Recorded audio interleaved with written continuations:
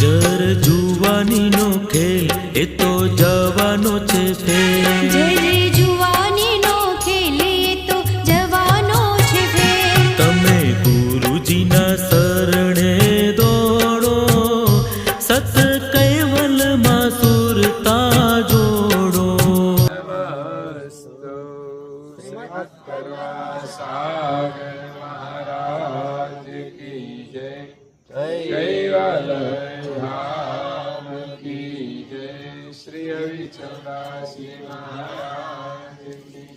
શ્રી દામોદરજી મહારાજ કી. સત્યવલ સાહેબ, સત્યવલ સાહેબ.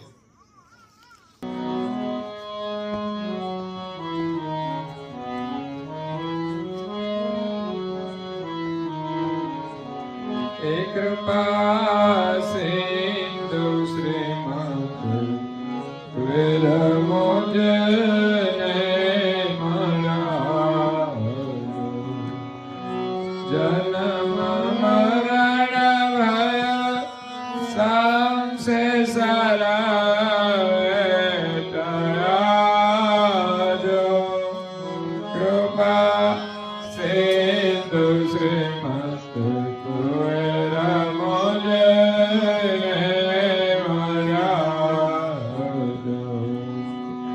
सुख सदन मोख नयन संतनो दो.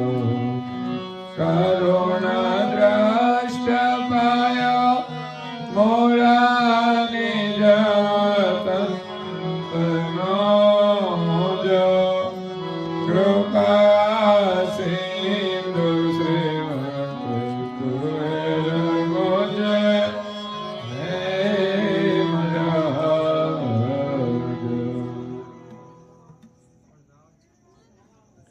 પ્રેમ ભક્તજનો, જ્ઞાન સંપ્રદાયના આદ્ય સ્થાપક, અનંત બ્રહ્માંડાધીશ, વિશ્વ નિયંતા, સકળતા સત કૈવલના પરમ વિશેષ અંશ, અનંત અંશોના તારણહાર, પરમ મોક્ષના દાતા, કૈવલ ધર્મ ધુરંધર, મહાન સમર્થ, પરમ શ્રેષ્ઠ, પરમ વિભૂતિવાન, પરમ દયાળુ, સર્વજ્ઞ દિવ્ય પરમ ગુરુ શ્રીમદ કરુણા સાગર મહારાજ જગતના જીવોનું પરમ કલ્યાણ કરવા માટે, જગતના જીવોને જન્મ મરણના ત્રાસમાંથી મુક્ત કરવા માટે, જગતના જીવોને જગત કર્તાનો સંદેશ આપવા માટે અકળ વિભૂતિનો દિવ્ય દેહ ધારણ કરી આ વિશ્વની અંદર 14 લોક અને 7 દ્વીપમાં પ્રગટ થયા.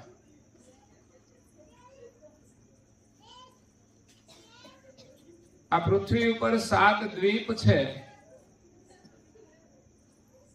પૃથ્વી ઉપર દિવ્ય પરમ ગુરુ માનવ દેહ ધારણ કરી અને આ પૃથ્વીને એમણે પાવન કરી છે. આપણે સૌ ભાગ્યશાળી છીએ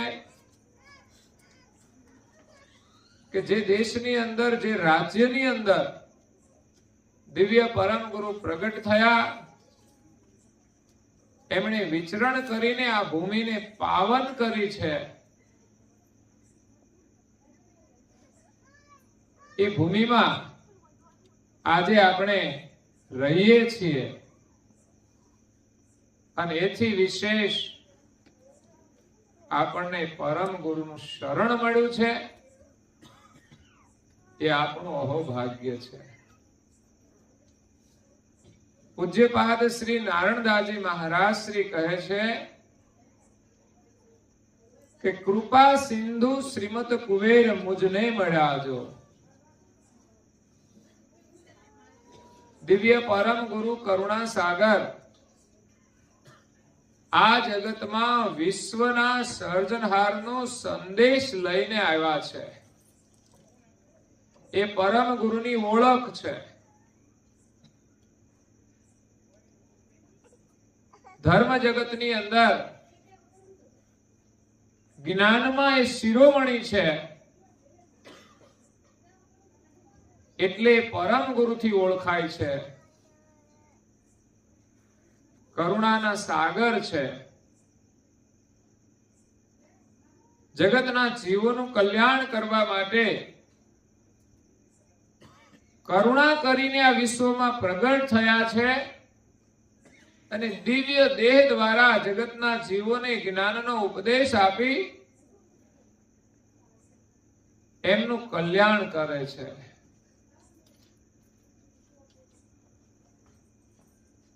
તો પૂજ્ય શ્રી નારાયણદાસજી મહારાજ શ્રી કહે છે કે કૃપા સિંધુ શ્રીમત કુબેર મુજને મળ્યા જો.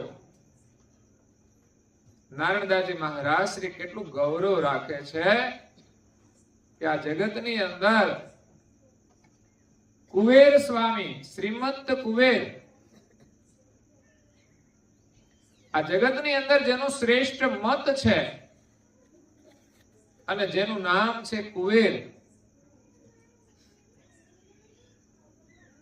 આમ તો કુબેર નામ ગ્રંથોની અંદર વર્ણન કર્યું છે કે સર્જનહારે મને હુકમ કર્યો આ જગતના જીવોનું કલ્યાણ કરવા માટે, ત્યારે સહેજ પણ વાર લગાડ્યા સિવાય દિવ્ય પરમ ગુરુ સર્જનહારનો સંદેશ લઈને સર્જનહારની આજ્ઞાથી આ વિશ્વની અંદર આવે છે. એમાંથી આપણે પણ એ જ પ્રેરણા લેવાની છે કે કોઈ પણ સારી વાત હોય, કોઈ પણ સારું કાર્ય હોય તો આપણે એને તત્કાળ કરી લેવું જોઈએ. સારા કામની અંદર આળસ કરવી જોઈએ નહીં. સારા કામની અંદર મુહૂર્ત ના જોવો તોય વાંધો. ભગવાનનું નામ લેવાનું હોય તો સારું કામ કહેવાય ને, તો આપણે મુહૂર્ત જોવાય કે કયા મુહૂર્તમાં લઈશું. એમ ઘણા એવા કાર્યો છે જેના માટે આપણે કઈ રાહ જોવાની જરૂર નથી, તત્કાળ કરી લેવું જોઈએ. કરુણાસાગર બાપજી સર્જનહારના સાનિધ્યમાંથી એનો હુકમ થતા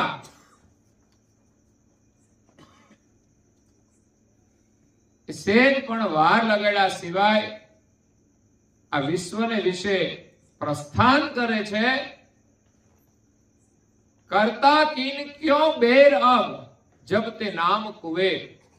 કર્તાએ કહ્યું છે, મને આજ્ઞા આપી છે, તો આજ્ઞા પાળવામાં હવે વાર શાની? આવું પરમ કલ્યાણનું કાર્ય કરવા માટે, અને એ પણ કર્તાની આજ્ઞા છે, તો એમાં આપણે વાર લગાડવાની હોય. આ સારું કામ ના હોય તો આપણે ભલે વિલંબ કરીએ, પણ ઘણું સારું કામ એવું હોય છે ને કે એક ક્ષણે ના થાય ને તો ક્યારે આપણા મનના ભાવો બદલાઈ જાય, પછી આપણે કામ કરી શકતા નથી. કામ કરવાની પણ એક ભૂમિકા હોય છે. એટલે સારો વિચાર આવે, સારું કાર્ય કરવા માટે એનો અમલ કરવામાં આપણે વાર લગાડવી જોઈએ નહીં. તો અહીંયા કરતા કિન ક્યો બેર અબ જબ તે નામ કુબેર. કર્તાએ કહ્યું છે પછી એમાં મારે વાર લગાડવાની શું હોય? ક્યો બેર એટલે નામ પડ્યું કુબેર. એમાંથી આપણે ગુજરાતીમાં કુબેર કહીએ છીએ. અને કરુણાસાગર બાપજીએ દરેક ચોપાઈમાં પણ કુબેર શબ્દ લખ્યો છે. કહે કુબેર કરકે કહું સંશય હરણ ભવપાર. એ નામાચરણની અંદર પરમ ગુરુએ એમનું નામ લખ્યું છે કુબેર.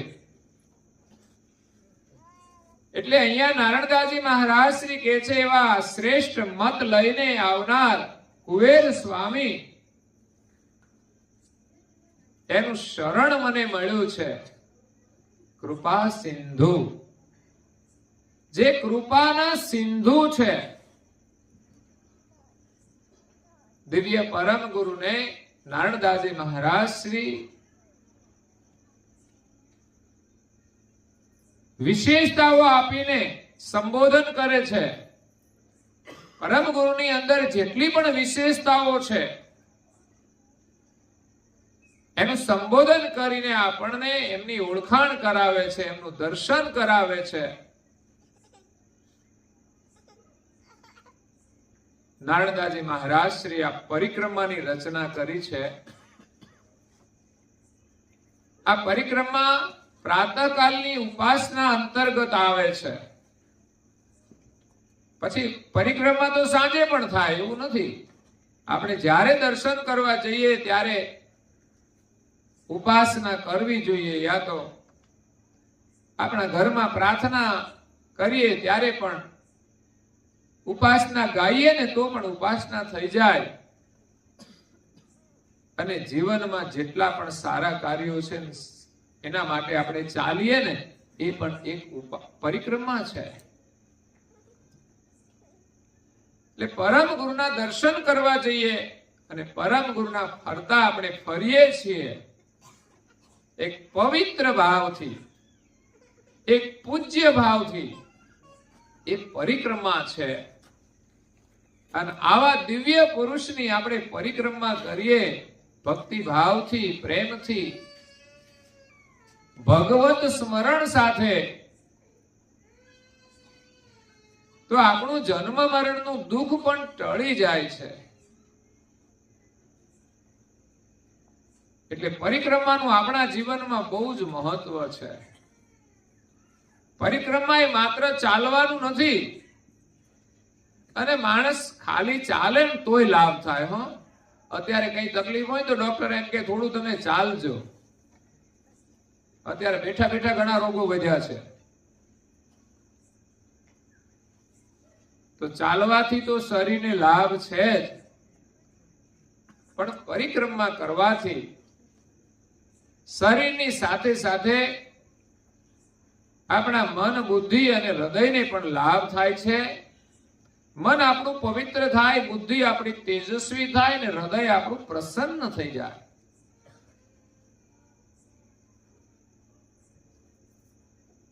એટલે પરિક્રમા અવશ્ય કરવી જોઈએ. પણ એનું મહત્વ છે એમના નિયમ સાથે કરવી જોઈએ.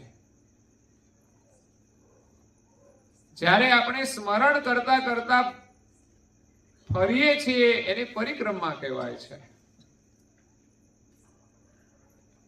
પણ લોકો વાતો કરતા કરતા જો ફરતા હોય ને તો એને પરિક્રમા ના કહેવાય.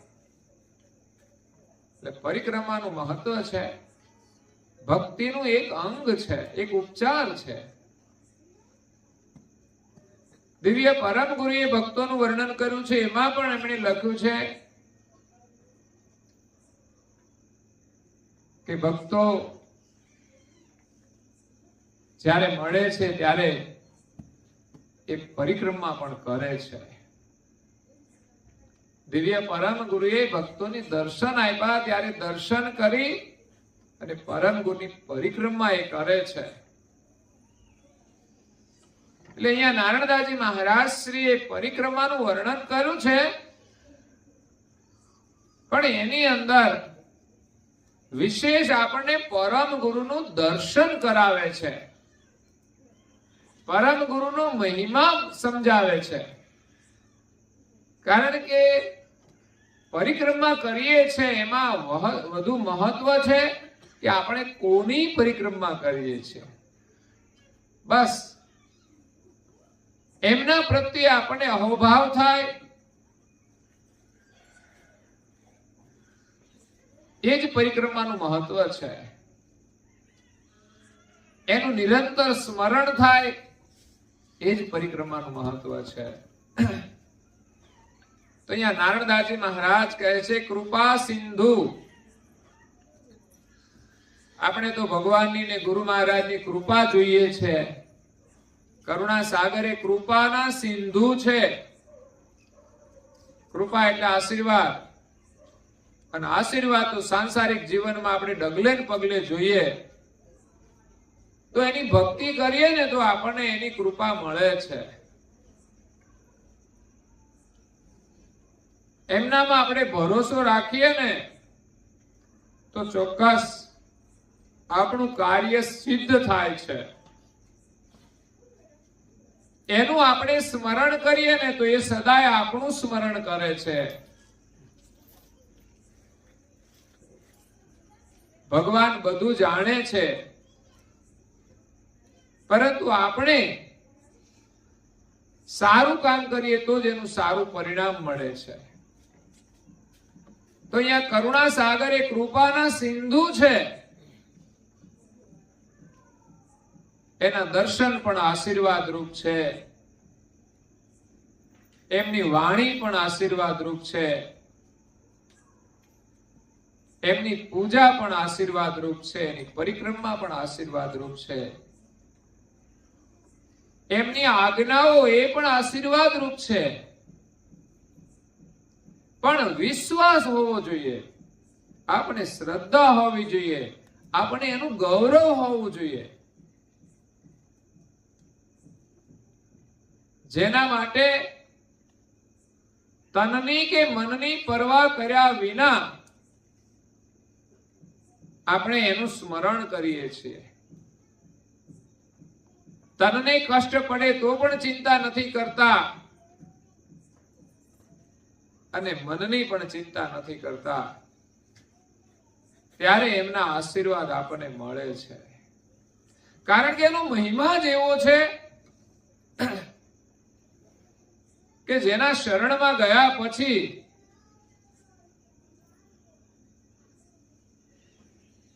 આપણે સહેજ પણ દુખી રહેતા નથી. એમના શરણનો મહિમા જાણીએ તો આપણને એમ થાય કે આપણે એને ભૂલવા જ નથી, એનાથી આપણે દૂર થવું નથી. અહીંયા નારણદાસજી મહારાજ શ્રીએ પરમ ગુરુના શરણનો મહિમા જે અનુભવ કર્યો છે એ આપણને સમજાવે છે.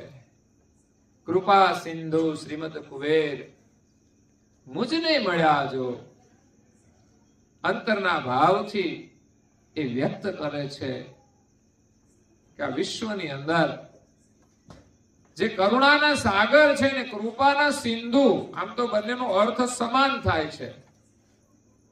કૃપા અને કરુણા બંને સામ્ય છે, અને સિંધુ અને સાગર પણ બંને સમાન છે. પણ ઉપનામ તરીકે દિવ્ય પૂજ્ય શ્રી નારણદાસજી મહારાજ સંબોધન કરે છે. એટલું જ નહીં, કૃપા સિંધુ નામ દિવ્ય પરમ ગુરુનું રાખવામાં પણ આવેલું છે. અગાધ બોધ ગ્રંથની અંદર એનો દિવ્ય ઇતિહાસ જો આપણે જાણીએ તો દરેક દેવધામની અંદર એમણે ભિન્ન ભિન્ન નામ રાખ્યા છે. નિરંજનના ધામમાં ગયા તો ત્યાં એમણે સોહમ પુરુષ નામ રાખ્યું. શક્તિના ધામમાં ગયા તો ઓમકાર સ્વામી નામ રાખ્યું. ત્યાંથી તેઓ ગૌલોકમાં ગયા તો ત્યાં એમણે કૃપા સિંધુ નામ રાખ્યું. એટલે ઉપનામ જ નહીં પણ એનું વાસ્તવિક નામ પણ છે. પરમ ગુરુની અંદર જે કઈ સામર્થ્ય છે એ પ્રમાણે વિભિન્ન સંબોધન દ્વારા નારણદાસજી મહારાજ શ્રી એમની ઓળખાણ કરાવે છે. કૃપા સિંધુ શ્રીમદ કુબેર મુજને મળ્યા છો. આ વિશ્વની અંદર જે પ્રગટ થયા છે, જેમણે આપણને દિવ્ય જ્ઞાન આપ્યું છે, આજે ભલે એનું શરીર નથી, પણ એમની સ્મૃતિ છે, એમની પ્રતિકૃતિ ફોટો સ્વરૂપ છે, એમને સ્મૃતિ રૂપે મંદિરની અંદર પ્રતિષ્ઠાઓ છે, અને પરમ ગુરુની સાચી ઓળખાણ રૂપે એમના ધર્મ ગ્રંથો છે. અને એ જ એના મહિમાની આપણને ઓળખાણ કરાવે છે. એનો મહિમા જાણ્યા પછી આપણે એની ભક્તિ કરીએ તો સંસારમાં આપણે દુખી નથી રહેવું પડતું. કોઈ પ્રકારે આપણે દુખી નહીં રહીએ. મહાન તપસ્વી રઘુરામ મહારાજ શ્રીનું જીવન જોઈએ, જેના જીવનમાં સ્વપ્નમાંય દુઃખ નથી રહ્યું, તો આપણને પણ વિશ્વાસ આવે કે આપણે પણ પરમ ગુરુની ભક્તિ કરીએ, એનું સ્મરણ કરીએ તો આપણા દુઃખો પણ દૂર થઈ જાય. અને એથી વિશેષ પરમ ગુરુના સાનિધ્યમાંથી આપણને પરમ સુખની પ્રાપ્તિ થાય છે. સંસારનું સુખ તો મળશે અને ચાલ્યું જશે. સંસારનું સુખ કાયમ નથી. જ્યારે પરમ સુખ મળી જાય ને, તો એના આગળ સંસારનું કોઈ દુઃખ ટકતું નથી. જ્યાં કોઈ દુઃખ જ નથી, એ પરમ સુખ છે. એવા સુખનો સંદેશ લઈ, જ્ઞાન લઈને દિવ્ય પરમ ગુરુ આવ્યા છે. નારાયણદાસજી મહારાજ શ્રી કહે છે, કૃપા સિંધુ શ્રીમદ કુબેર મુજ નહીં મળ્યા જો. નારાયણદાસજી મહારાજ શ્રી પરમ ગુરુના પટ્ટ શિષ્ય છે, ગુરુ રૂપે મળ્યા છે, એનું એને અહોભાગ્ય છે. અને એના અંતરથી એમના એ ગુણગાન કરે છે. બસ આપણા અંતરની અંદર પરમ ગુરુ પ્રત્યે શ્રદ્ધા હોય, એના પ્રત્યેનું ગૌરવ હોય, તો આપણે નિરંતર એના ગુણગાન કરવાના છે. પછી સત્સંગ સાંભળીએ એના દ્વારા થાય, કે ભજન કીર્તન કરીએ એમના દ્વારા થાય, કે ધૂન દ્વારા આપણે સ્મરણ કરીએ એમના દ્વારા થાય. નિરંતર આપણા મનની અંદર એના ગુણગાન નિરંતર સ્મરણ રૂપે પ્રગટ થાય. એ જ પરમ ગુરુનો સાક્ષાત્કાર છે.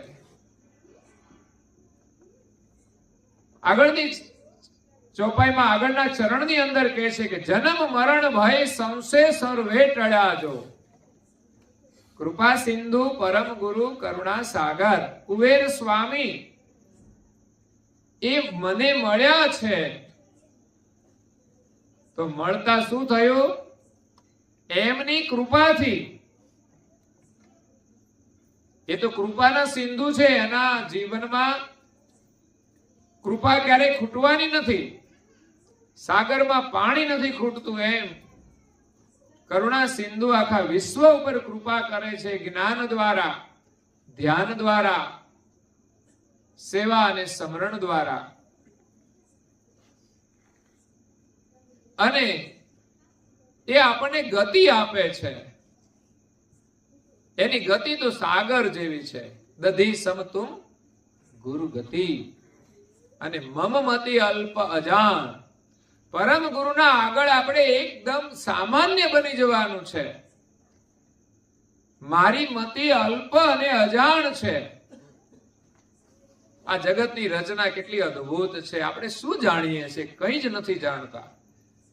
જગતની રચના તો શું, આ શરીરની રચનાને આપણે નથી જાણતા. અને કાલે શું થવાનું છે એની કોઈને ખબર છે ભાઈ? હે, કદાચ કોઈને ખબર હશે કે મારે ખેતરમાં આ કામ કરવાનું છે, પણ એ સિવાયની ઘણી બધી ખબર નથી હોતી. જે હવારે આપણે ના ધાર્યું હોય એ થઈ જાય છે. આપણને ખબર નહોતી કે આ પ્રસંગ આવશે, અચાનક આવી જાય છે. એ કોઈને ખબર નથી કે શ્વાસ ક્યારે ઉભો રહી જશે, ક્યારે આ શરીર છોડીને આપણે જવાનું છે. એની કોઈને ખબર હોય તો કહો. તો મમ મતિ અલ્પ અજાણ. આપણી બુદ્ધિ બહુ જ અલ્પ છે. પરમ ગુરુના આગળ તો સંપૂર્ણ આપણે અલ્પ છીએ. નારણદાસજી મહારાજ શ્રી તો મહાન હતા, પણ પરમ ગુરુના આગળ એ અલ્પ છે. કારણ કે પરમ ગુરુ કર્તાના પરમ વિશેષાંશ, દેવતાઓ વિશેષાંશ અને આપણે સૌ સામાન્ય અંશ, એમ ત્રણ પ્રકારે અંશો છે. પરમ વિશેષાંશ પરમ ગુરુ એ બે પ્રકારના પરમ વિશેષાંશ છે. એમના આગળ તમામ વિશેષાંશો પણ સામાન્ય છે. એટલે નારણદાસજી મહારાજ શ્રી કહે છે કે મમ મતિ અલ્પ અજાણ મહાપતિત કુ. વિચાર તો કરો કેવા શબ્દોથી આપણી પ્રાર્થના કરવાની છે. આ કોઈ માત્ર શબ્દોનો પાઠ નથી. આટલો હૃદયની અંદર સાચે જ ભાવ આવી જાય ને ત્યારે એની કરુણા આપણને પ્રાપ્ત થશે. એની સાથે આપણો એકતાર થશે. આપણે હજુ તો પાઠ કરીએ છીએ, એ પણ નિયમ નથી પાળતા હો. ક્યારેક કરીએ ને ક્યારેક ના કરીએ. ટાઈમ હોય તો કરીએ, ના હોય તો ના કરીએ. પણ એવું ચાલે નહીં ખરેખર. આજે જમવાનું તૈયાર થઈ જાય તો આપણે દરરોજ જમી લઈએ છીએ. એમાં એવી રીતે રજા નથી પાડતા કે આજે મને ટાઈમ નથી ને તો હું જમીશ નહીં. મોડા તો મોડા પણ જમે ખરા. પણ એવો નિયમ ઉપાસનાનો ખરો કે આજે ભલે મોડું થઈ ગયું પણ મારે ઉપાસના તો કરવી જ જોશે. આપણે તો શું ટાઈમ જતો રહ્યો ને, હવે ટાઈમ જતો રહ્યો, કાલે વાત. તો ઉપાસનાને પણ એટલું મહત્વ આપીએ કે એનો સમય થઈ જાય ને તો ગમે તે કામ હોય ને છોડીને પણ આપણે ઉપાસના કરવી પડે. એવી પ્રીતિ જો ઉપાસનામાં થઈ જાય ને આપણે પ્રાર્થના કરીએ ને તો આપણું બધું જ કાર્ય સિદ્ધ થઈ જાય. પણ આપણે તો મતલબથી બધી રજૂઆત કરીએ ને તો વાર લાગે. મતલબની રજૂઆતથી વાર લાગશે. થશે તો ખરું પણ વાર લાગશે. જેમ કોઈ ઓફિસમાં અધિકારી હોય ને ત્યાં ઘણા બધાની અરજીઓ આવે, પણ ઓળખાણ વાળાની પેલા લઈ લે. અને ઓળખાણ ના હોય ને થપ્પામાં પડી હોય બધી, એ ક્રમમાં આવે ત્યારે આવે. એ પરમ ગુરુની સાથે આપણી સાચી ઓળખાણ બનાવી લઈએ ને તો તત્કાલ આપણી અરજી એ ગ્રહણ કરી લેશે. એ સિવાયની અરજી બધી આવશે એના સમય પ્રમાણે એ સ્વીકારશે. એટલે પ્રાર્થનાનું મહત્વ છે આપણા જીવનમાં. હજુ આપણે એના માટે બહુ ગંભીર નથી. આજે જેટલી શિક્ષણમાં જાગૃતિ આવી છે ને એટલી જ પણ સંસ્કારમાં જાગૃતિ જરૂરી છે. આજે સામાજિક પરંપરાઓ હોય છે એને આપણે માનીએ છીએ કે આ કરવું જ પડે. એવી જ રીતે આપણા ઘરમાં સવારે સાંજે પ્રાર્થના અને દરેક સભ્યોએ કરવી જ જોઈએ. એવી જો માન્યતા ઊભી થઈ જાય ને એવી પરંપરા જો ચાલે ને તો આખા પરિવારો સંસ્કાર સંપન્ન બની જાય અને ઘરમાં ક્યાંય નામે કલેશ ના રહે. ઘરમાં શાંતિ આવશે ને તો સંસ્કારથી જ આવશે, ભગવાનની કૃપાથી જ આવશે. એટલે પ્રાર્થના કરવી બહુ જરૂરી છે. એક સંસ્કાર છે, એમાં વિવેક છે, એમાં જ્ઞાન છે, એમાં પ્રેમ છે. પ્રેમ જો ભગવાન સાથે ના જોડાય તો આ સ્વાર્થી મનુષ્ય કોઈની સાથે નહીં જોડી શકે. અગર તો એનો પ્રેમ કાયમ રહેવાનો નથી. મતલબનો પ્રેમ મતલબ સુધી જ રહે છે. તમે જુઓ ને છોકરું નાનું હોય ત્યારે માતાના ખોળામાં બેસી જતું હોય અને માતા ઘરડા થઈ જાય ને પછી એના હામોય ના જોવે. હમણાં જ મેં એક દ્રશ્ય જોયું. એક માતા છે, બપોરના 11 વાગે પણ તાપમાં સૂતા છે. એના છોકરા એમ નથી પૂછતા કે બા તમે અહીંયા છાયા આવી જાઓ, ખાટલા આવી જાઓ.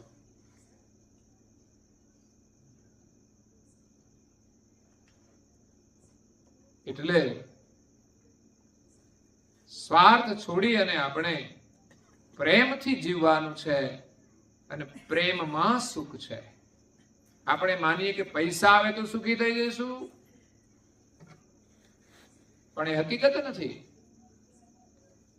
હકીકત તો એ છે કે મનુષ્યની અંદર પ્રેમ હોય ને, જ્યાં જાય ત્યાં સુખી થાય. એના ઘરમાં ખાવાનું હોય તોય સુખી, ને ના હોય તોય સુખી રહે, પણ પ્રેમ હોવો જોઈએ. અને પ્રેમ હોય છે ને તો એને બધું જ મળી જાય છે. અહીંયા પૂજ્ય શ્રી નારાયણદાસજી મહારાજ શ્રી પોતાના હૃદયના ભાવ સાથે દિવ્ય પરમ ગુરુનું આપણે દર્શન કરાવે છે કે કૃપા સિંધુ શ્રીમદ કુબેર મુજને મળ્યા જો. અને મળ્યા એટલે શું થયું? જન્મ મરણ ભય સંશે સર્વે ટળ્યા જો. કશું જ રહેશે નહીં, કોઈ પ્રકારનું દુઃખ રહેશે નહીં. જન્મ મરણ ભય સંશય બધા જ મારા ટળી ગયા. જન્મવાનું મરવાનું આ મોટામાં મોટું દુઃખ છે. કરુણાસાગર બાપજીએ એક પદની અંદર લખ્યું છે,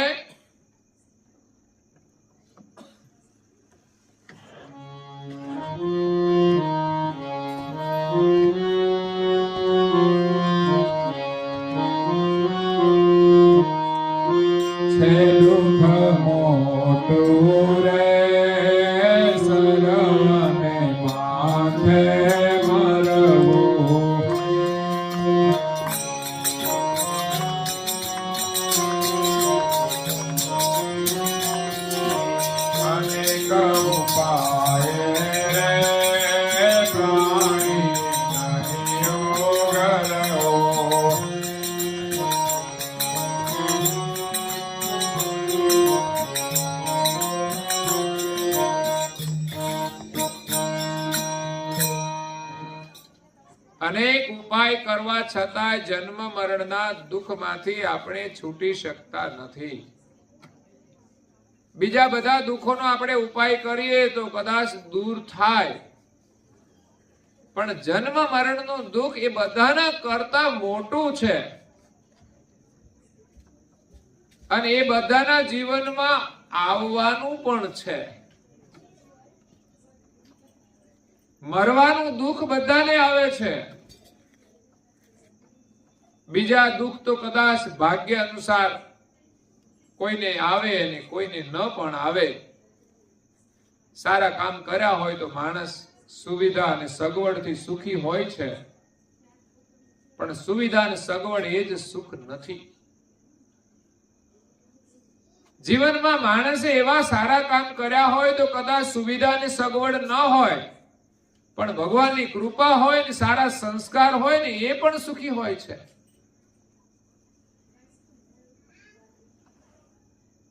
એટલે જીવનમાં સગવડ અને અગવડ તો આવ્યા કરે, પણ મરવાનું જે દુઃખ છે ને એ બહુ જ ભયંકર છે.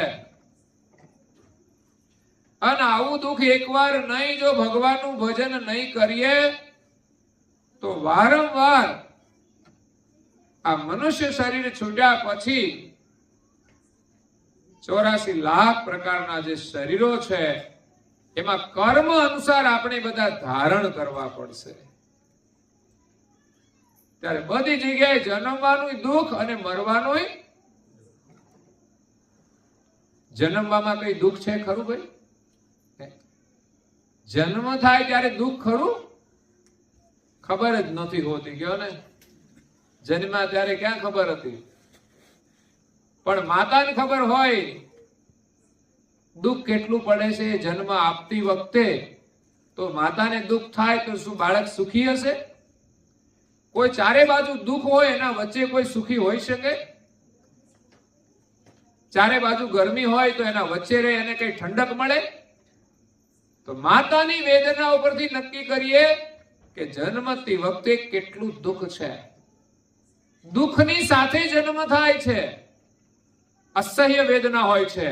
એ તો માતાઓને ખબર હોય, કદાચ પુરુષોને ખબર પડે, જોવે એટલે અનુમાન કરે. બાકી તો છે ને જેને વેદના થાય ને ખબર હોય કે બાળકને જન્મ આપતી વખતે કેટલી વેદના થાય. એટલે બાળકોએ માતા પિતાનો જે ઉપકાર છે ને એ ભૂલવો જોઈએ નહીં.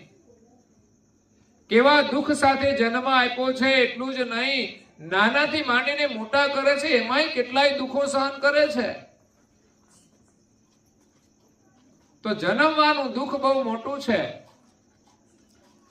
જે બાળક જન્મે છે ને, એ જન્મ્યા પછી હસે છે કે રડે છે?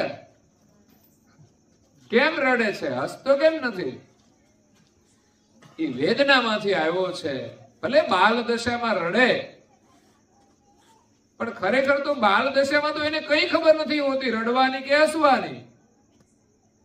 પણ હંમેશા દરેક બાળક રડે જ છે. એ પણ એક પ્રમાણ છે કે બાળક દુઃખી છે. દુઃખમાંથી એનો જન્મ થયો છે, એ રડે છે. એટલે જન્મવાનું દુઃખ છે અને મરવાનું દુઃખ છે.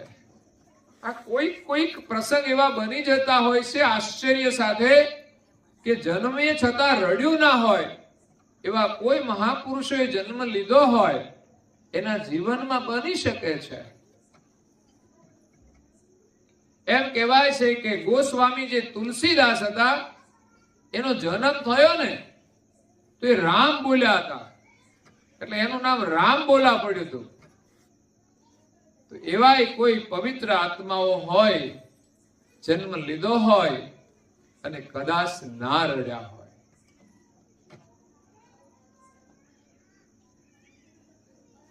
અને બીજું રડવાનું આવે છે મૃત્યુના સમયે. 99% લોકો રડતા હશે, કદાચ એમાંથી 1% કે 1 પોઈન્ટ જે સારું જીવન જીવ્યા હોય, ભગવાનની કૃપા હોય અને એને રડવું ના પડે. ભગવત સ્મરણ કરતા કરતા શરીર છૂટે એવા કોઈ ભાગશાળી આત્માઓ હોય કે જેને રડવું ના પડે. અને ઘણા તો છે ને રાત્રે સૂતા હોય ને સવારે ઉઠે ત્યારે ખબર પડે કે તો નથી. એવાય કોઈ ભાગશાળી હોય છે ને ખબર જ નથી હોતી કઈ ક્યારે શરીર છૂટી ગયું. કદાચ એને બેચેની થઈ હોય, થોડી ઘણી તો થઈ હોય, એને ખબર હોય, પણ એને રાડો ના પાડી કે કશું ના કર્યું. એ રાત્રે સૂતા અને જે કઈ એટેક આવી ગયો હોય કે ગમે તે થોડી વાર માટે તો કઈક દુઃખ હશે, પણ કદાચ એ સમયે બોલી પણ ન શકાતું હોય, ગભરામણ થઈ જતું હોય. માણસ અસહ્ય દુઃખ થાય ને એટલે ભગવાન એક કરુણા કરે છે કે એને બેભાન કરી દે છે. એક્સિડન્ટ થાય ત્યારે કેટલું દુઃખ હોય. માણસ તમે જો હાથ કપાઈ ગયા હોય, પગ કપાઈ ગયા હોય, એનો ચહેરો બગડી ગયો હોય, કેટલી બધી તકલીફ હોય છે. એ પરિસ્થિતિ જોતા તો આપણે જોઈ ન શકીએ એટલું બધું દુઃખ હોય છે, પણ ભગવાન એને ચોટ લાગતા એને બેભાન કરી દે છે. પછી એનો ઉપચાર કરીને એને ભાનમાં લાવે છે. પછી એને બધી વેદનાનો અનુભવ થાય છે. તો સંસારમાં આપણે જોઈએ ને તો સર્વત્ર દુઃખ છે. માત્ર ને માત્ર પરમ ગુરુના શરણમાં જ સુખ દેખાય છે. સાધુ કોઈ મહાન સંતોના શરણમાં સુખ દેખાય છે. એમના શરણમાં જઈશું તો આપણને સુખનો માર્ગ બતાવશે, અને પરમ ગુરુના શરણમાં તો આપણને સુખ મળી જશે. તો અહીંયા નારણદાસજી મહારાજ શ્રી કહે છે કે પરમ ગુરુ મને મળ્યા, એને આનંદ થાય છે. પરમ ગુરુ મળવા માત્રથી જ જીવનમાં આનંદ મળે છે. ત્યાં દુઃખ રહેતું નથી. જન્મ મરણ એનું ટળી ગયું. સંસારની કોઈ ચાહના ન રહી, સંસારની કોઈ વાસના ન રહે, ત્યારે એને દુઃખ કેવી રીતે રહી શકે? પરમ ગુરુનું શરણ એવું છે, એનું જ્ઞાન એવું છે કે સંસારમાં આપણને પછી પ્રીતિ નથી રહેતી. પરમ ગુરુના વચન અનુસાર આપણે નિરંતર જીવીને સદાય સુખમાં રહીએ છીએ, સદાય આનંદમાં રહીએ છીએ. નારણદાસજી મહારાજશ્રીએ પોતાની વૃત્તિ આ શરીરની વાસનામાંથી ઉપરામ કરી અને પરમ ગુરુનું સ્વરૂપ જે આપણી સાથે હંમેશા છે. પરમ ગુરુ પ્રગટ થયા ત્યારે જ આવ્યા છે એવું નથી. આ વિશ્વની અંદર એનું અસ્તિત્વ અખંડ છે. એના વગર તો કોઈ પણ ઘાટ ચાલી જ નથી શકતો. એ જીવન એ જ પરમ ગુરુનું સ્વરૂપ છે અને એ સ્વરૂપ સાથે આપણે એકતા કરવાની છે. પણ અહીંયા એ સ્વરૂપને હજુ આપણે જાણતા નથી. એને ઓળખાવા માટે પરમ ગુરુ પ્રગટ થયા, દિવ્ય દેહ ધારણ કર્યો અને આપણને જ્ઞાન આપ્યું છે. તો પહેલા તો આપણે જ્ઞાનને સાંભળવું પડશે, એને સમજવું પડશે, એમને આચરણમાં લેવા પ્રયાસ કરવો પડશે. કંઈક પરમ ગુરુની આજ્ઞાઓ છે એને આપણે પાળવી પડશે. એના માટે નિયમ લેવો પડશે. અને પરમ ગુરુ પ્રગટ થયા છે એટલે એની સેવા, પૂજા અને પ્રાર્થના પણ કરવી પડશે. દિવ્ય પરમ ગુરુએ આપણને જ્ઞાન આપ્યું છે. સાથે સાથે નારણદાસજી મહારાજ શ્રીએ પણ ભક્તિનો માર્ગ બતાવ્યો છે. એ પ્રમાણે પરમ ગુરુમાં શ્રદ્ધા રાખી અને આપણે સત્યના માર્ગ ઉપર ચાલીએ, સત્યમાં આપણી પ્રીતિ રાખીએ. આ સંસારમાં જેટલું જૂઠું છે ને એને આપણે છોડવાનું છે. આપણે ઘરમાં ભોજન બનાવ્યું હોય ને તો તાજું ભોજન હોય ને તો આપણે જમીએ છીએ. પણ કોઈએ ખાધું હોય ને એની થાળીમાં પડ્યું હોય પછી આપણે ખાઈએ એમાંથી કે જૂઠું થઈ ગયું છે. ભોજન હોય ગમે તેટલું હોય પણ જૂઠું થઈ જાય ને પછી આપણે નથી ખાતા. એમાં સંસારમાં જે કઈ જૂઠું છે ને એને આપણે ઓળખવાનું છે. આપણને જેટલી જૂઠામાં પ્રીતિ છે ને એટલી સાચામાં નથી. હો, જૂઠું બોલવું હોય તો વાર જ નહીં બિલકુલ. અને સાચું બોલવા માટે આપણે પ્રયાસ કરવો પડે છે. તો આ સંસારની અંદર આપણે ધારણ કરેલું શરીર છે ને એ જૂઠું છે, સાચું નથી. કારણ કે આજે એમાં રહીએ છીએ તો એ ચાલે છે, પણ 50 વર્ષ પછી આ શરીર હશે ખરું? આપણને બધાને ખબર છે કે 100 ઉપર તો કોઈ જવાના, એટલે 50 થઈ ગયા છે ને એને ખબર જ છે કે 50 પછી તો આ શરીર રહેવાનું, એનું અસ્તિત્વ નથી રહેવાનું. પણ આની અંદર એલો આત્મા રહેશે કે નહીં? એ તો રહેવાનું છે, એ જ સત્ય છે. તો એને ઓળખવા માટે આપણે કોઈ પ્રયાસ કરીએ છીએ કે આ શરીરને ચલાવનારો હું આત્મા રૂપે અંશ એ કેવો છું?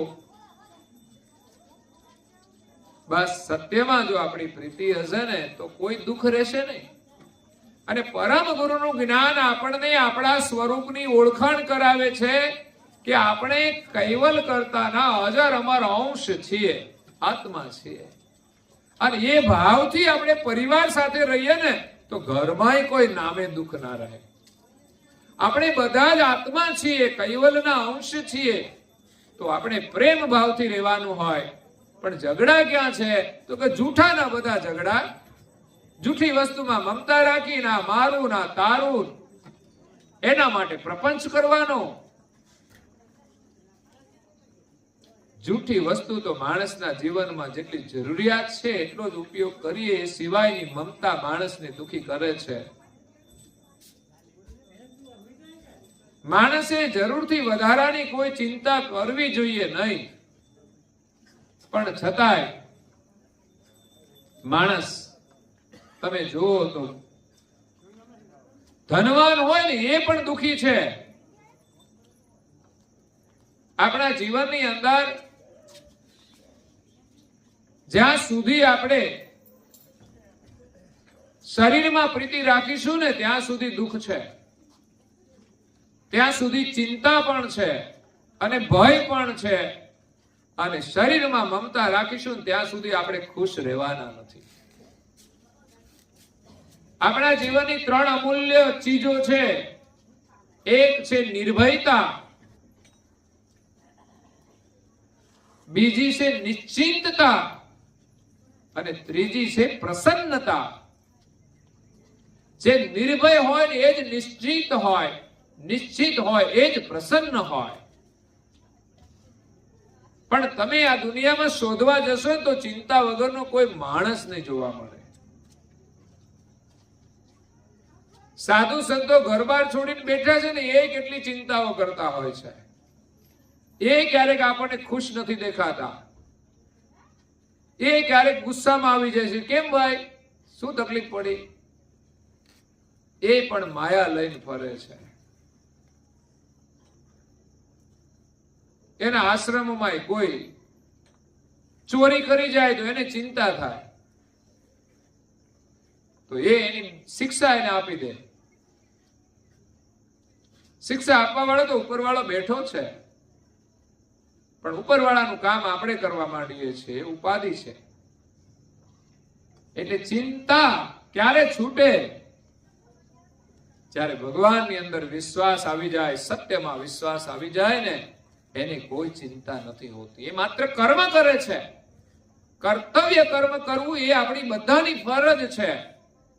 પણ આ દુનિયામાં લોકો વધારાની ચિંતાઓ બહુ જ કરતા હોય છે, બિનજરૂરી ચિંતા. આપણે માત્ર કાર્ય કરવાનું, કર્તવ્ય છે ને એ જ કરવાનું, બાકી બધું ભગવાનને સોંપી દઈએ, સત્યના માર્ગે ચાલવાનું અને આપણું જે કામ હોય એ કરવાનું. એથી વિશેષ ચિંતા કરવાથી કોઈ કામ સિદ્ધ નથી થતું. ચિંતાથી તો ઉલટાના માણસ છે ને સુકાતા જાય છે. તમે જુઓ, એક માજી હતા, એને યુવાન છોકરાને કહ્યું, બેટા તું તો હજુ જવાન છે ને કેમ સુકાતો જાય છે? તો કે માજી છે ને એમને ક્યાંક પરણાવવાનો હતો ને તો એમને ગોઠવી દીધેલું. એટલે છોકરો કે આ ઉપાધિ જોઈને તમે મને વળગાડી છે ને એની ચિંતામાં હું ઉકાતો જાઉં છું. ચિંતા બહુ જ ભયંકર છે.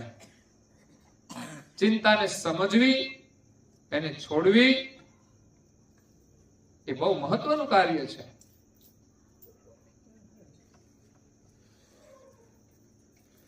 ચિંતન કરવાથી ચિંતા જાય છે, પણ ચિંતન કોઈ કરતું નથી. માણસ સત્યનું કરે ને એ ચિંતન કહેવાય, સાચું કરે ને એને ચિંતન કહેવાય, અને જૂઠું કરે ને એ બધી ચિંતા છે. વ્યર્થની બધી ચિંતા. અને સત્યના માટે, સેવા માટે, પરમાર્થ માટે જે કંઈ કરે ને ચિંતન છે. કદાચ પરમાર્થ કાર્ય માટે લોકો ચિંતા કરતા હશે, પણ એ ચિંતન બની જાય છે. અને નશ્વર માટે કરીએ ને એ બધી ચિંતા રૂપે આપણા જીવનમાં આવે છે. એટલે ચિંતા કરવી જોઈએ નહીં. ચિંતાથી ચતુરાઈ ઘટે, ઘટે રૂપ બલ જ્ઞાન. ચિંતા બળી અભાગણી, ચિંતા ચિત્તા સમાન. ચિંતા અને ચિત્તામાં શું ફરક? એક મીંડાનો જ ફરક છે.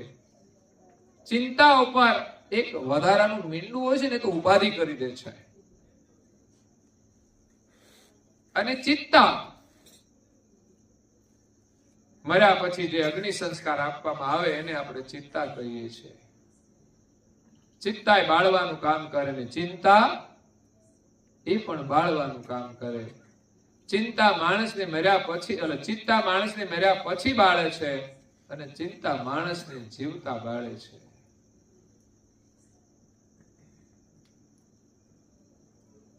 આપણે જીવનમાં ભગવાનમાં ભરોસો રાખીએ અને આપણો કર્તવ્ય કર્મ કરીએ ને તો ચિંતા કરવાની કોઈ જરૂર નથી.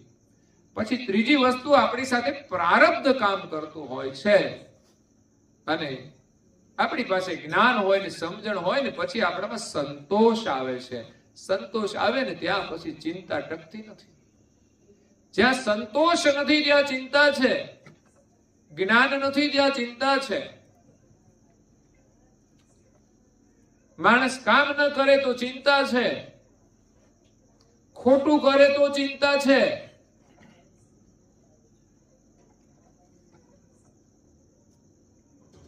એટલે ચિંતાથી બહુ મોટું નુકસાન છે. જેમ કહ્યું ને, માણસ સુકાતો જાય છે, એનું રૂપ પણ બદલાઈ જાય છે, એની તાકાત પણ નષ્ટ થઈ જાય છે, અને એનું જ્ઞાન પણ વિસર્જન થઈ જાય છે. બહુ ચિંતા કરવાથી આપણી યાદ શક્તિઓ ક્ષીણ થઈ જાય છે. એટલે કરુણાસાગર બાપજી એમ કહે છે કે તમારે જો ચિંતા છોડી અને નિર્ભય થવું હોય તો મારા શરણમાં આવી જાઓ. જન્મ મરણ ભય સંશય સર્વે ટળ્યા છે. સંસારની અંદર તો નાના નાના બહુ જ ભય છે. માણસ દુખી ન થઈ જાય એના માટે ચિંતિત હોય છે, ભયભીત હોય છે.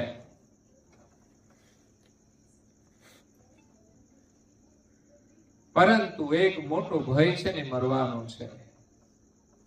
પરમ ગુરુના શરણમાં આવી જાય, એનું જ્ઞાન જો ગ્રહણ કરી લે ને તો આપણો ભય દૂર થઈ જશે. જુગ જાહેર બાહેર મહી અનભે જ્ઞાન હમે, સરળ મુમુક્ષ શુદ્ધ ચિતે સુનત જાય ભવફે.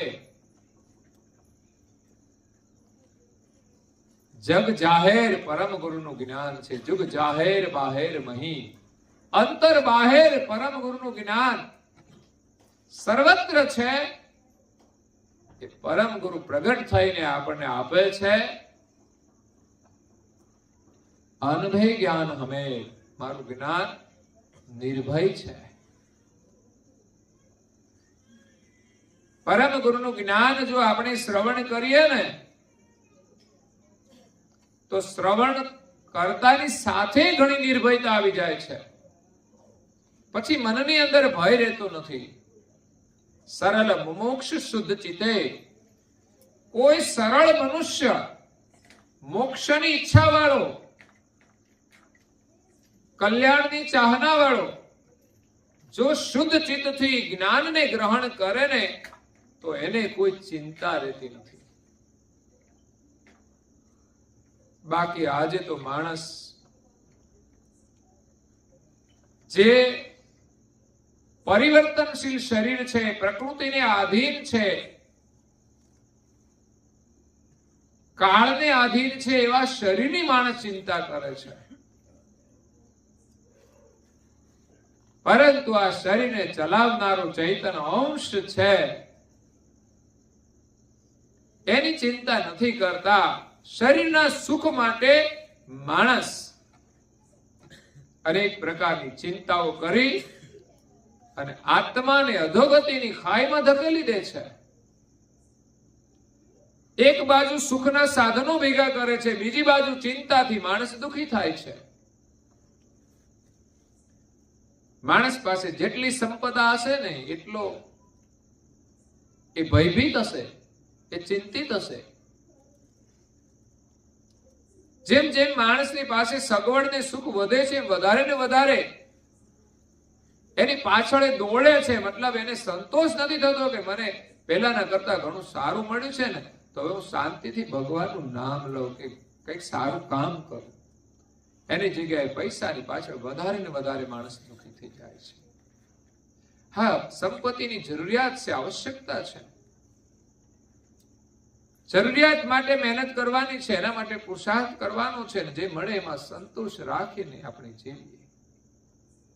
ક્યારેક વિકટ પરિસ્થિતિ હોય તો પણ આપણે ભગવાનમાં શ્રદ્ધા રાખીએ છીએ અને સારું કામ કરીએ છીએ તો એ પરિસ્થિતિમાંથી પણ આપણે બહાર નીકળી જઈએ છીએ.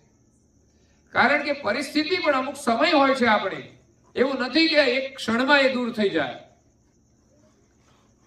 પણ જેટલો સમય રહે ને એટલો સમય પણ આપણે સદભાવથી રહીએ ને તો એ પરિસ્થિતિમાં પણ આપણે સુખી રહીએ છીએ. એટલે જન્મ મરણનો ભય એમાંથી આપણે છૂટવાનું છે. મોતનો ભય કોને નથી? કારણ કે આપણી પ્રીતિ શરીરમાં છે ને એટલે મોતનો ભય છે.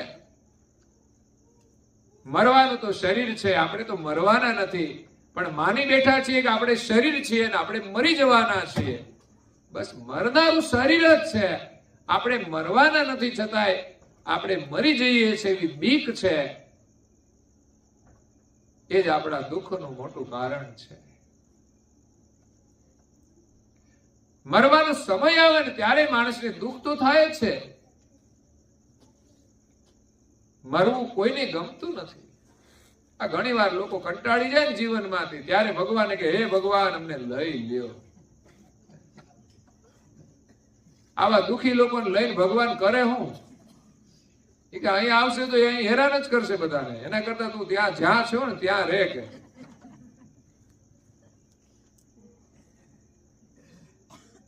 ખરેખર તો અમૂલ્ય જીવન મળ્યું છે ને. કદાચ કર્મ અનુસાર કોઈ પણ પરિસ્થિતિ આવે, પણ જ્ઞાન અને સમજણ હોય ને તો માણસ કોઈ દિવસ ફરિયાદ ન કરે કે ભગવાન તો અમને લઈ લે. પણ જેટલા ભગવાનનું સ્મરણ થાય, જેટલા નામ લેવાય, એ ગમે તે પરિસ્થિતિ હોય, અને વિકટ પરિસ્થિતિમાં જ ભગવાન યાદ આવે છે, તો એ પરિસ્થિતિને દૂર કરવા કરતા આપણું મન ભગવાનમાં લગાડી દઈએ ને, તો એ પરિસ્થિતિનો બહુ અનુભવ નહીં રહે, એનું દુઃખ નહીં રહે.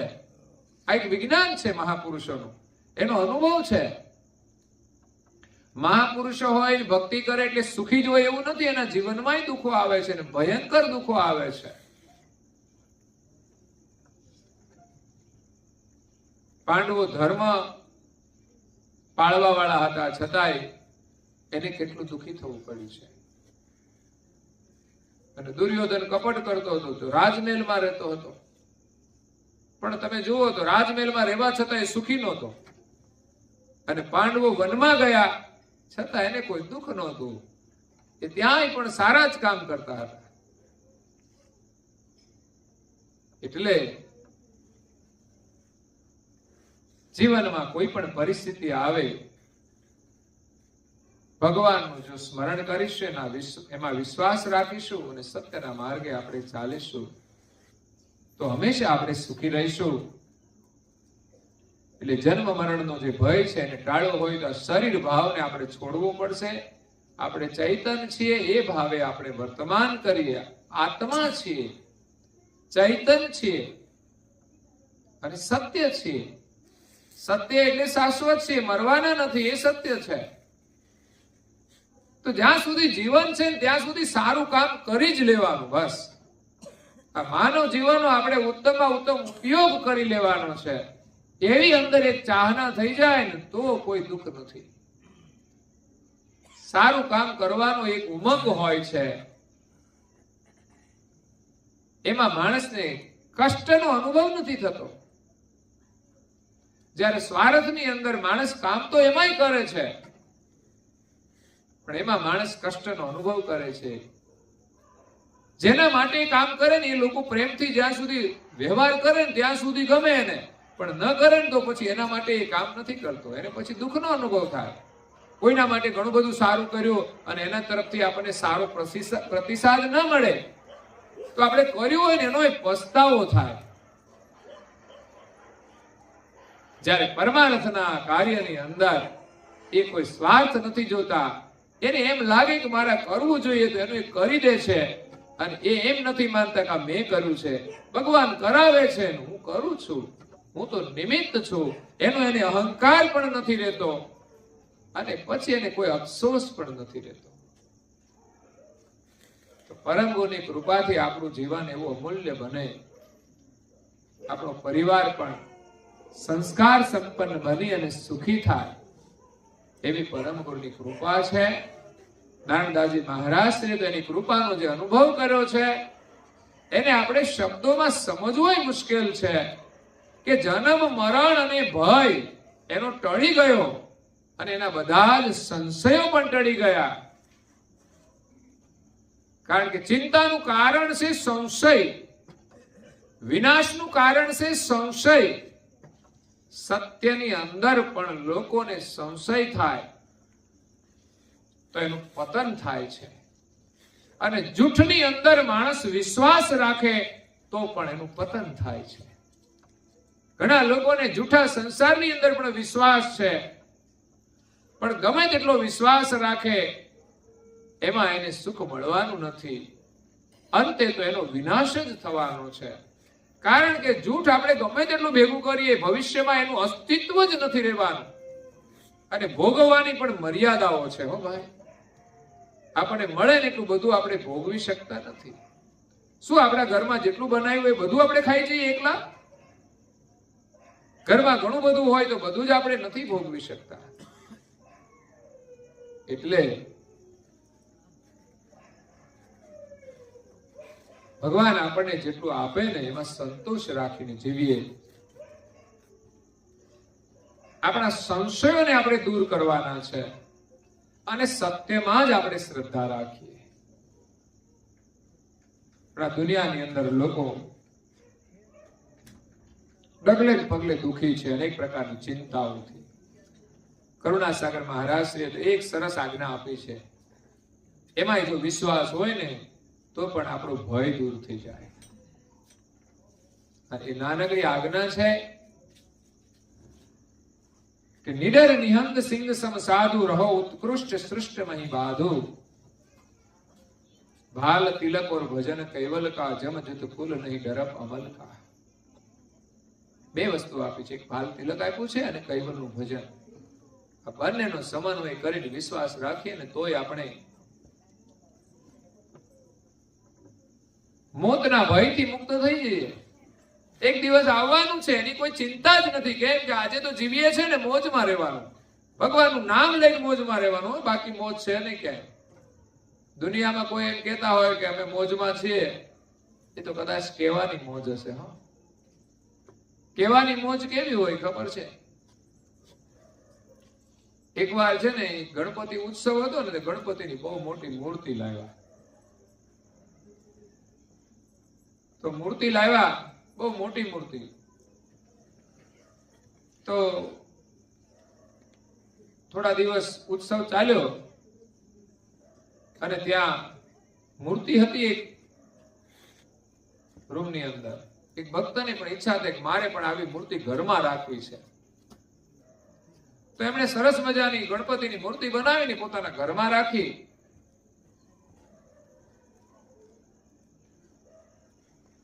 એક દિવસ રાત્રે એમના ઘરમાં ચોર આવ્યા. ચોરે બધા ઘરની અંદર તપાસ કરી તો કઈ મળ્યું નહીં. પછી છેલ્લે ગણપતિના રૂમમાં આવ્યા જ્યાં સ્થાપના હતી. એને એમ થયું કે આ ભગવાનનો બહુ મોટો ભગત લાગે છે, એટલે આનો કઈ ખજાનો છે ને આ ગણપતિ પાસે જશે. એટલે ચારે બાજુ ખાખા ખોડા કરે કે અહીં ભગવાન પાસે ક્યાંય ચાવી મૂકી હોય. ઘણાને વિશ્વાસ હોય ને ભગવાન પાસે ચાવી રાખો ને તો કોઈ લઈ ના જાય. પણ ચોરને તો બધી બુદ્ધિ હોય. તો એ બધી તપાસ કરતા કરતા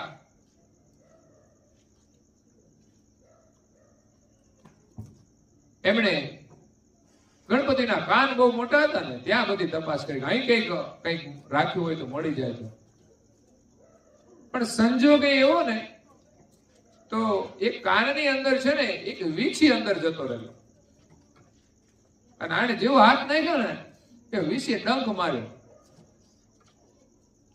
ડંખ માર્યો એટલે શું થાય? વેદના તો થાય છે. પણ ચોર હતા ને 4 હતા.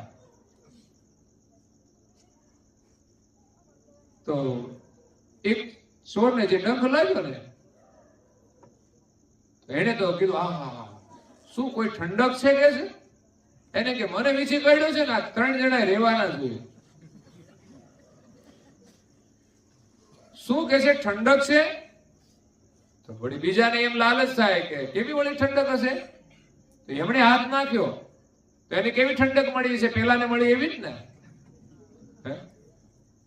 વીછી ડંખ મારે તો કેવી ઠંડક મળે? તો બીજા એ ચૂપ રહ્યો કે મને આ સજા થઈ છે તો બીજા 2 છે ને એ બાકી ના રહેવા જોઈએ. તો એમણે કહ્યું હા શું ઠંડક છે? એ કે હિમાલયની ઠંડક પણ આના આગળ કઈ જ નહીં. તો લાલચમાં ત્રીજાએ હાથ નાખ્યો. જોઈએ તો ખરા ગણપતિની પાસે કેવી ઠંડક છે. ત્રીજાને પણ એ જ ઠંડક મળી. કે છે ખરા હા શું ઠંડક છે? ત્રીજાએ પણ એથી વધારીને વાત કરી કે શું ઠંડક છે આની. ચોથાએ અનુભવ કરી લીધો. 4 ને હરખો અનુભવ થઈ ગયો. હવે તો કઈ છુપાવાનું રહ્યું નહીં. કે છે કે બહુ ઠંડક છે પણ હકીકત કંઈક જુદી છે. હકીકત તો બધા દુઃખી છે, વેદના થાય છે. એમ અહીંયા સંસારની અંદર કહેવાનું સુખ અલગ હોય છે અને વાસ્તવિક સુખ એ અલગ હોય છે. એટલે નારણદાસજી મહારાજ શ્રી આપણને પ્રકરણની અંદર પરમ ગુરુનું એક વિશેષ દર્શન કરાવે છે. આગળની ચોપાઈઓ છે બહુ સરસ મજાની. આપણે કાલની કથામાં એ ચોપાઈઓ દ્વારા નારણદાસજી મહારાજ શ્રીનો જે ભક્તિભાવ છે અને દિવ્ય પરમ ગુરુનો જે મહિમા છે એની થોડી ઝાંખી કરવા માટે આપણે પ્રયાસ કરીશું. આ કોઈ સામાન્ય રચનાઓ નથી. આ બ્રહ્માંડના જે રચયિતા છે ને એની ઓળખાણ કરાવનાર પરમ ગુરુના મહિમાનું દર્શન છે. એક પરિક્રમા સમજીને જો આપણે પરિક્રમા કરી લઈએ ને તો એ કલ્યાણ થઈ જાય એવું છે. એટલે પૂજ્ય શ્રી નારણદાસજી મહારાજ શ્રીની એક એક રચના પરમ ગુરુની ભક્તિથી ભરપૂર ભરેલી છે અને આપણને પણ ભક્તિની અંદર રસમય બનાવી દે એવી છે. તો એ કથા આપણે સવારે શ્રવણ કરશું. અત્યારે આપણો સમય થાય છે તો અહીંયા કથાને આપણે વિરામ આપીએ છીએ. અસ્તુ સત્કેવલ સાહેબ. જે બોલવાની છે ઘરના સભ્યોએ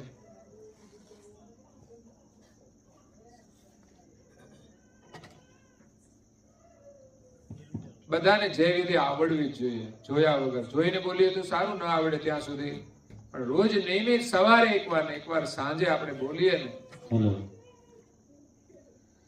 आद्य सप्रत स्वराज करुणेश कथा की जय. श्री कृष्ण स्वामी महाराज की जय. परम गुरु श्रीमद करुणा सागर महाराज की जय. पूज्यपाद श्री नारायणदास जी महाराज की जय. देवदास जी महाराज की जय. भगवान दास जी महाराज की जय. प्रयागदास जी महाराज की जय. विठलदास जी महाराज की जय. विठलदास जी महाराज की जय. धर्मप्रियदास जी महाराज की सर्व संतन की जय. सर्वदेवन की जय. ज्ञान संप्रदाय की जय. गुरुवारी शारसापुरी की जय. देवल धाम की जय. तथा कीर्तन पूर्णावर्ती का सत्केवल साहिब.